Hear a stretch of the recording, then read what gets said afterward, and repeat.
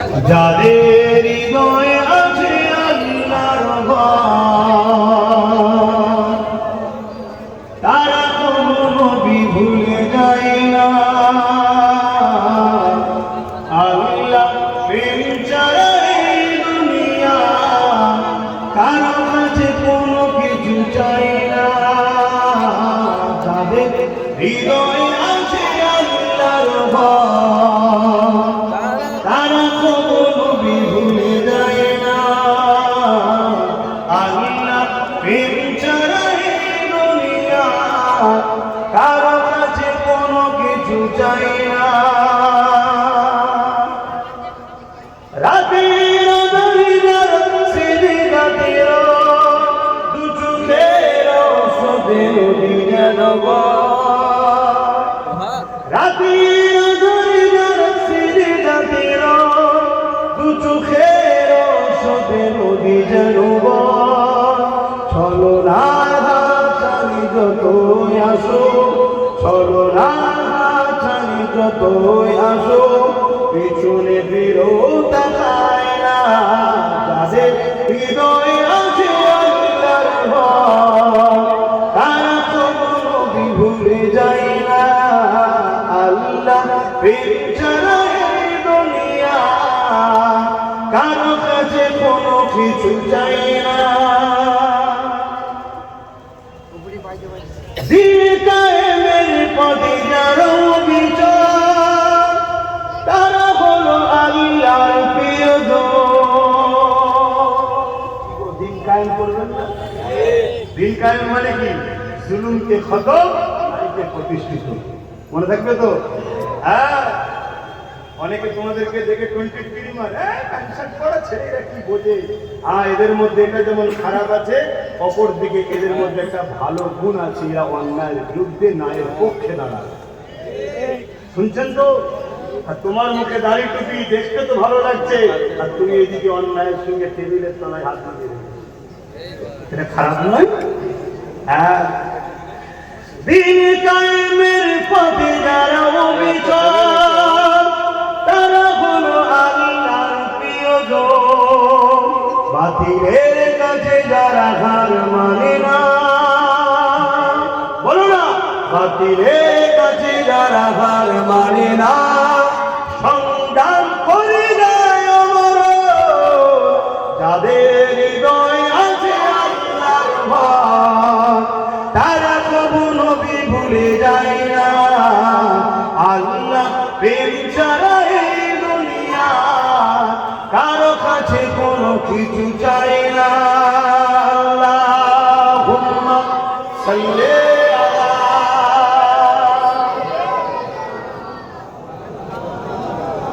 ওয়ালা আলি।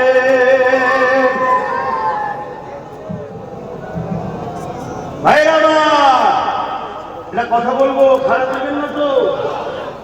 আরে যত বড় সেলিব্রিটি হোক, দেখে নিয়ে আসো না, বিনা পয়সায় এত লোক পাইছি দেখি।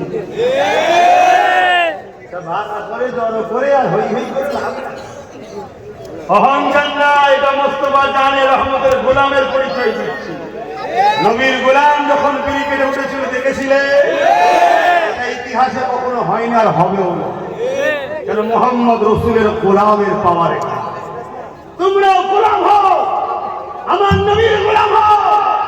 গরিবের সাথ দাও, এতিমের সাথ দাও, বিধবার সাথ দাও, দুঃখীদের সাথ দাও। হিন্দু হোক, আদিবাসী হোক, সাঁওতাল হোক, মতুয়া হোক, যাই হোক, সে কি করছে জবাব স্রষ্টা নেবে। মানুষ হিসাবে বিপদে পড়লে তাদেরও সাথ দাও। শুনছো তো নাকি? হ্যাঁ, এটাই ইসলাম। আমাদেরকে ভুল রাস্তায় পরিচালনা হচ্ছে।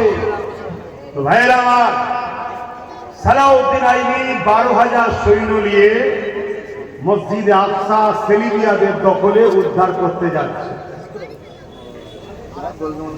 12,000 সৈন্য, ওদিকে 4 লক্ষ সেলিবিয়া। কত? সালাউদ্দিন আইবি খবর পেয়ে তার সৈন্যদেরকে বলছে, বিশাল বড় লড়াই হবে, বিশাল বড় লড়াই হবে। সালাউদ্দিন আইবির সৈন্যরা, সালাউদ্দিন আইবি বলছে, মন্ত্রী শুনবে, যে আমি তোমারা 12,000 তাদের 4 লাখ, এই বিশাল লড়াই আমরা কোথায় 12,000 তারা 4 লাখ, এই মোকাবেলায় আমরা লড়াই করতে তোমাদেরকে স্বাধীন দিলাম, যেতে চাইলে যাও, না চাও তো ঘরে যাও, তবে আমি সালাউদ্দিন লড়াই করব। 12,000 সৈন্যের মধ্যে থেকে 12,000ই বলেছে আমরা সালাউদ্দিন আইবি সৈন্য, আল্লাহ ছাড়া কাউকে ভয় করি না। জোরে বলুন সুবহানাল্লাহ। আজ আমি বলছি দুনিয়া যেদিকে যাচ্ছে, গরিব দুঃখী অসহায়দের উপরে যেভাবে জুলুম হচ্ছে, যেভাবে আমার মসজিদ মাদ্রাসার উপরে জুলুম অত্যাচার হচ্ছে, আগামী দিন লড়াই বিরাট ভয়ানক হবে। এই লড়াইয়ে আমি তোমাদের কাউকে জোর করে ডাকছি না, খুশি মনে যারা আসতে চাও, আমার পাশে দাঁড়াতে চাও, তারা হাত তুলে আল্লাহকে সাক্ষী রেখে বলো যে আছি সাথে, আছি সাথে। হাত নামাও। কেউ বলছে আমরা দাদা সৈন্য, কেউ বলছে আমরা দিদির সৈনিক। আমরা দাদা দিদির সৈনিক নয়, আমরা গরিব দুঃখী অসহায়দেরকে বাঁচাবার জন্য মোহাম্মদ রসুলের আদর্শের উপরে থাকা রসুলুল্লাহ সৈনিক আমরা। জোরে বলুন সুবহানাল্লাহ। আরো এই লড়াইয়ে তোমাদের সামনে সর্বসময় আগে আমি ছিলাম, আজও আছি, আগামীতেও থাকবো। আল্লাহ কি পরীক্ষা আমাদেরকে নেবে আমরা জানি না, তবে দোয়া চাইছি মালিক, দোয়া চাইছি মালিক, এক সংখ্যাকে বাড়িয়ে ডবল সংখ্যা করে দাও। বলুন আল্লাহুম্মা আমিন। এবং ইনশাআল্লাহ বাড়াতেই তুমি থাকো, এটা তোমার কাছে আশা আমরা তো রাখছি। তবে মালিক আমাদের সেই ঈমান জজবা দাও, আমরা যেন সর্বসময় অন্যায় অত্যাচার জুলুমের বিরুদ্ধে মজলুম গরিব দুঃখী মুসলিম হিন্দু সাঁওতাল বাগদি তোমার সৃষ্টির পাশে যেন দাঁড়াতে পারি। বলিন আমিন। আরো জোরে বলুন আল্লাহুম্মা আমিন। নামাজ আমি আমার ধর্মীয় বিষয়, দাড়ি টুপি আমার ধর্মীয় বিষয়, রোজা আমার ধর্মীয় বিষয়, আমি আমার মতো করব। দিনের শেষে আমরা বাপ আদম মা হাওয়ার সন্তান, একে অপরের মিলেমিশে থাকব।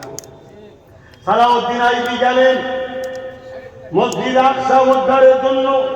কোথায় 4 লক্ষ, কোথায় 12,000। 12,000-এর মোকাবেলা 4 লক্ষর উপরে ভারী হয়ে গেল। 4 লক্ষ শুধু হেরেছে তা নয়, পালাবার রাস্তা খুঁজে পাই না আমরা। সেই সালাউদ্দিনেরই উত্তরসূরি। জোরে বলুন সুবহানাল্লাহ। আরে দুনিয়াতে কি ঘাবড়াচ্ছ, দুনিয়া থেকে কি তাকিয়ে আছো? বিজয় হয়ে গেল মসজিদ আকসা ফাতে। আজ যদি আমরা বাবরি মসজিদ ফতে করতে পারি, আমাদের বুকটা বড় হবে না, হবে না? সেদিন মসজিদ আকসা যখন ফতে হয়েছে, পুরো দুনিয়া খুশি মানাচ্ছে, কিন্তু সালাউদ্দিন আইবি মন মরা করে রয়েছে। সালাউদ্দিন আইবিকে এমন সময় কিনা সেনা প্রধানরা জিজ্ঞেস করছে, হুজুর জাহাপানা আপনি মন খারাপ করছেন কেন? এত বড় আল্লাহ একটা বিজয় দিল। সালাউদ্দিন আইবি বলল, 4 লক্ষ সৈন্যের মোকাবেলায় 12,000 ছিলাম, বিজয় আল্লাহ আমাদেরকে দিয়েছে। রাসূলুল্লাহ বলেছিলেন, সালাউদ্দিন যাও, আমি গেছি, আমি জানি 40 লক্ষ থাকলেও বিজয় আমাদেরই হবে। জোরে বলুন সুবহানাল্লাহ।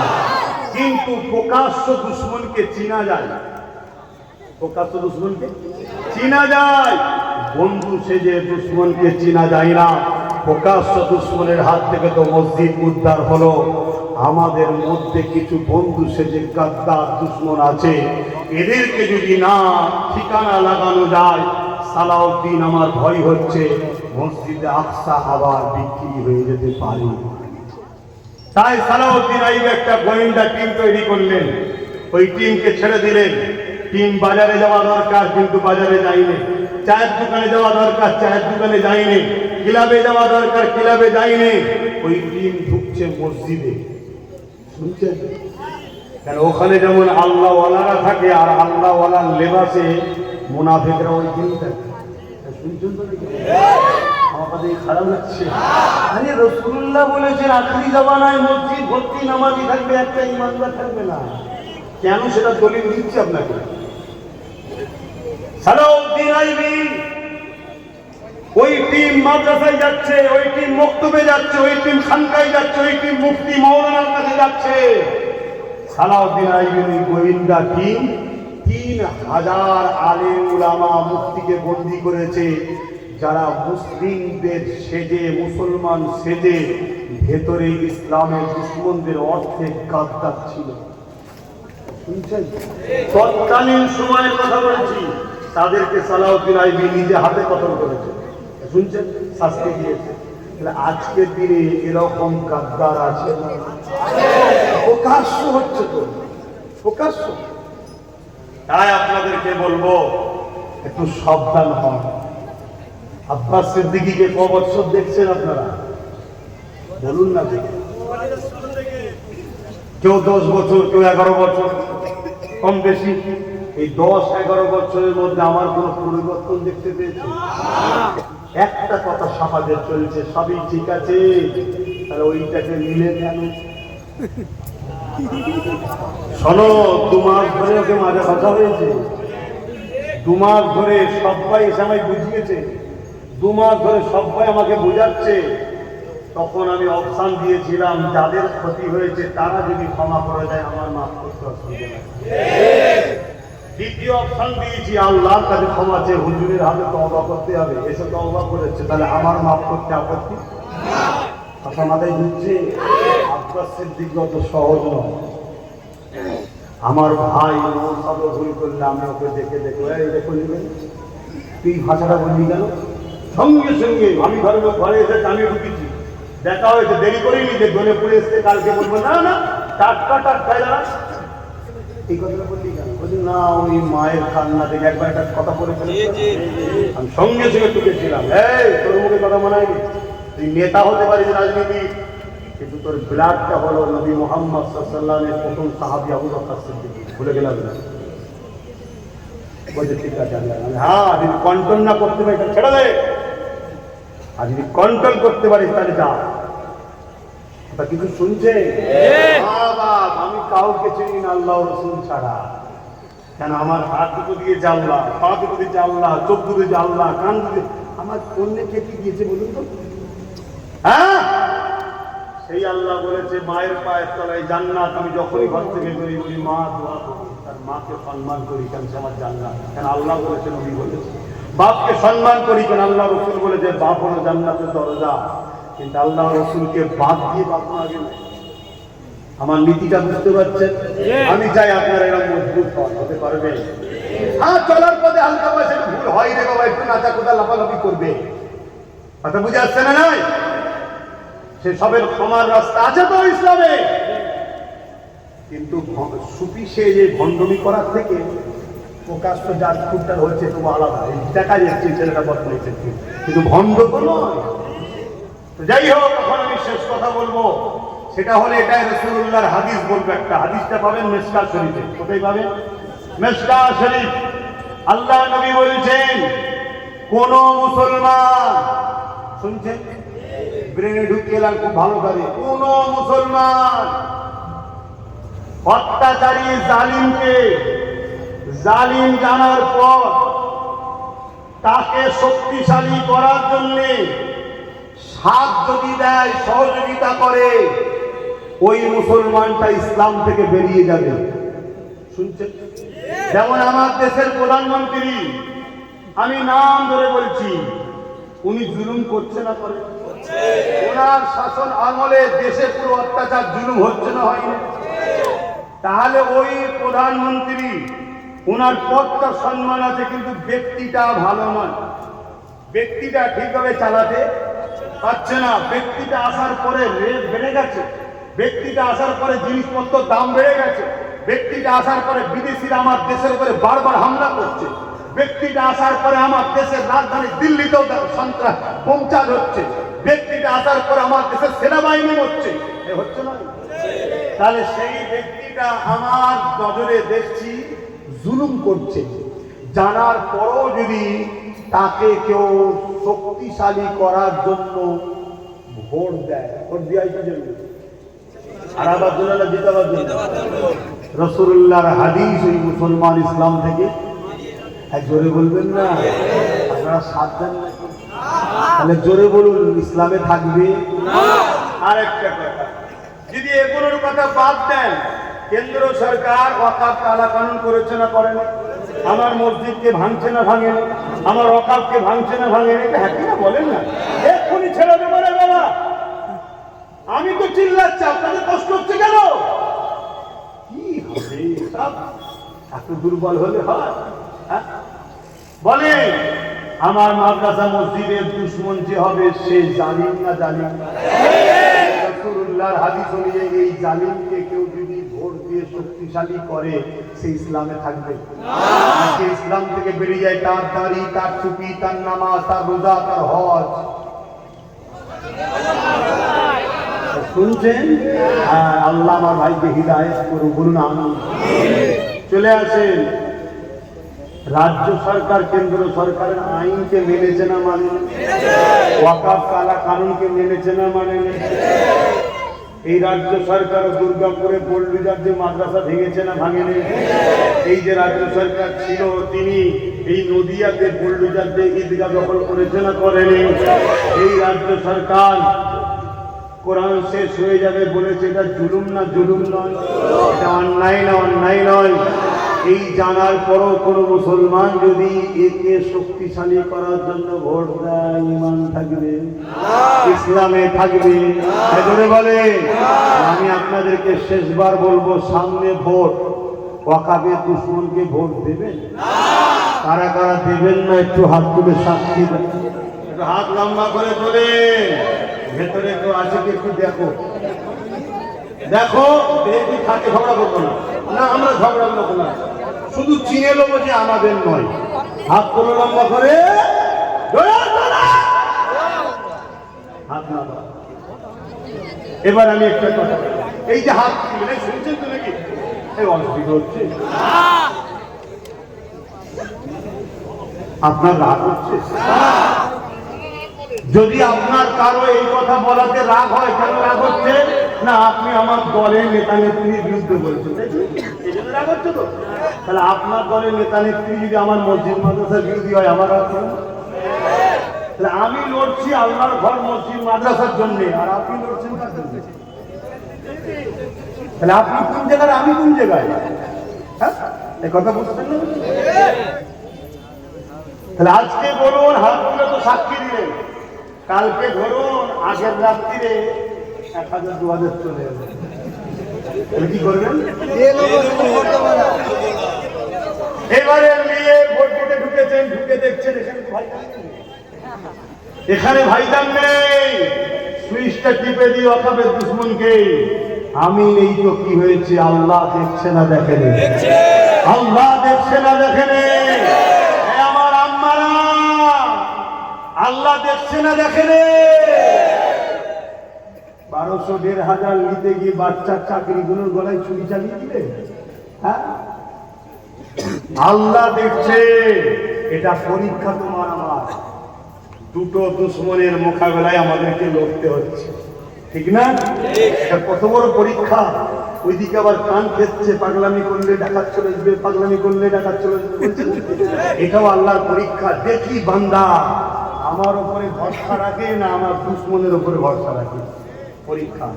সুইচটা ওয়াকাফের দুশমনকে দেবেন? দেবে? আওয়াজ দিয়ে বলুন দেবে?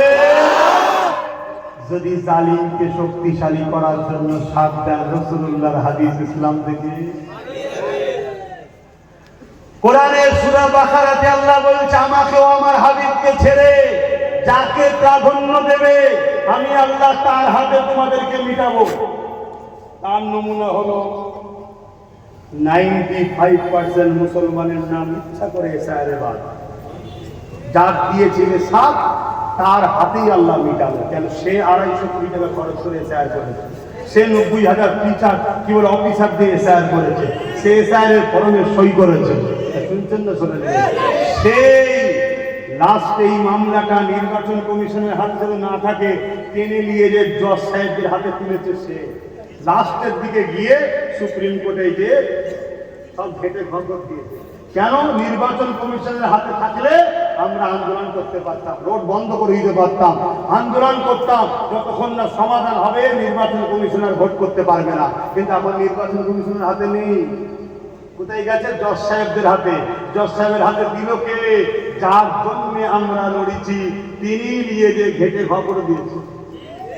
আর জজেদের বিরুদ্ধে লড়বে নাকি? কেস বোঝে, দেশদ্রোহী এই মামলা হলো, কোথায় ছেড়েছে বুঝতে পেরেছে। তাহলে এখন কি করতে হবে? সমাধান কি? সমাধান হলো আইনের লড়াইয়ে লড়তে হবে। এই আইনের লড়াইয়ে লড়বে কে? আমার বাপ একজন আছে, আমি তার দায়িত্ব নিচ্ছি। তুমি যদি আমার কাছে আসো, আমি তোমার পক্ষে দাঁড়িয়ে আমার ভাই নওশাদকে দিয়ে সুপ্রিম কোর্ট পর্যন্ত লড়তে হয়, তোমার আমি লড়ব। প্রকাশ্য রেকর্ড হচ্ছে, কথা দিয়ে গেলাম। এখন পাগলামি করার জায়গা নেই তো, কথা বুঝছেন না? বুঝেন না? এখন ঘেটে ঘা হয়ে গেছে। এখন আইনের মাধ্যম দিয়ে আমাকে লড়ে লড়ে লড়ে লড়ে লড়ে লড়ে যেতে হবে। যদি সর্বোচ্চ সুপ্রিম কোর্ট যেতে হয় তোমাকে বাঁচাবার জন্য, যদি আমাকে বিশ্বাস করো, আমার হাতে একজন আছে। এখন কাল যদি পরীক্ষায় আরো অনেকে পাস করে, তাদের সবাইকে লাগাবো, লাগিয়ে তোমার জন্য সুপ্রিম কোর্ট পর্যন্ত হলো তোমার নাগরিকত্ব ফেরাবার জন্য আমি লড়াই করবো, কথা দিয়ে যাচ্ছি। কথা বুঝছো আমার ভাই? আমার আব্বা আমার মায়েরা বুঝছে। আর যদি মনে হয় যে না তোমার উপরে বিশ্বাস নেই, ওই যা বলে সেটাই কিন্তু হয়। কি বলেছিল? এসআর বেঁচে থাকতে হতে দেবো না, হয়ে গেল। ওয়াকাব আমার বিষয় নয়, হয়ে গেল। এখন বলছে ক্যাম্পে যেতে দেবো না, ওটাও বলতো 10,000 মাদ্রাসা করে দেবো, হয়েছে। পুরপুরায় রেলগাড়ি চলছে, ভাইজান বলেছে, শোনেন নেই? বরগেছিয়াতে প্রোগ্রাম এসে বলেছিল পুরপুরায় রেল করতে, আমি রেল করে দিয়েছি। শুনছেন তো নাকি? যদি মনে হয় তাহলে আমার কিছু করার আছে, আমি আপনাকে জোর তো করতে পারবো না। কিন্তু দ্বিতীয় বিষয়টা আর একবার স্মরণ করে দেবো। ওয়াকাফের দুশ্মনকে তুমি যদি মসজিদ মাদ্রাসার দুশ্মনকে সুইচ দেবো, রাসূলুল্লাহর হাদিসটা মনে রেখে দিও, জালিমকে শক্তিশালী করার জন্য সাথ দিলে ইসলাম থেকে কথা শেষ। বলুন এবার কে কে দুঃখ পেলেন? দুঃখ পেয়েছেন? হয়তো অনেকে ভাবছে পেয়েছি, কিন্তু খদ্দের তো তোমার দিকে বেশি, বললে যদি কিছু হয়ে যায়। আমি এক বাপের একটা জবান দিচ্ছি, আমি আমার দুশ্মনের প্রতিশোধ নেওয়ার স্বপ্ন কখনো দেখিনি। কিন্তু আমার রাসূলুল্লাহর দুশ্মন, দিনের দুশ্মন যারা, তাদের প্রতিশোধ নেওয়ার কিন্তু স্বপ্ন আমি বারবার দেখি। কারণ আমার দুশ্মনটার জন্য আমি যদি লড়ি, তাহলে আমার জাতের জন্য আমি লড়ছি। নিজের জাতের জন্য লড়াইটাও ইসলামে নিষেধ। মান আহাব্বা লিল্লাহ ওয়া আবগাদা লিল্লাহ ওয়া আতা লিল্লাহ ওয়া মানা লিল্লাহ। আল্লাহ রাসূল বলেছেন, ভালোবাসবেন আল্লাহর জন্য, দুশমনি করবেন আল্লাহর জন্য। এই জন্য নিজের জন্য লড়ি না। যদি নিজের জন্য লড়তাম, তাহলে আমি বলতাম যে আমাকে অমুক মুফতি এই বলেছে, আজকে সে কি হবে, আমাকে অমুক ভাই এই বলেছিল, আজকে সে কি হবে, এসব কথা বলতে পারতাম। আমি বলি, এই বলেছি, কথা শেষ। এখন আসেন, ভাইজানের সাথে সাথ দিলেন, এবার একটু তওবা করব, দোয়া করব। সকলে পড়ুন বিসমিল্লাহির রহমানির রহিম। আল্লাহ তাআলা আমি জানা অজানা, ইচ্ছা ও ইচ্ছা সকল গুনাহ হইতে তওবা করিতেছি।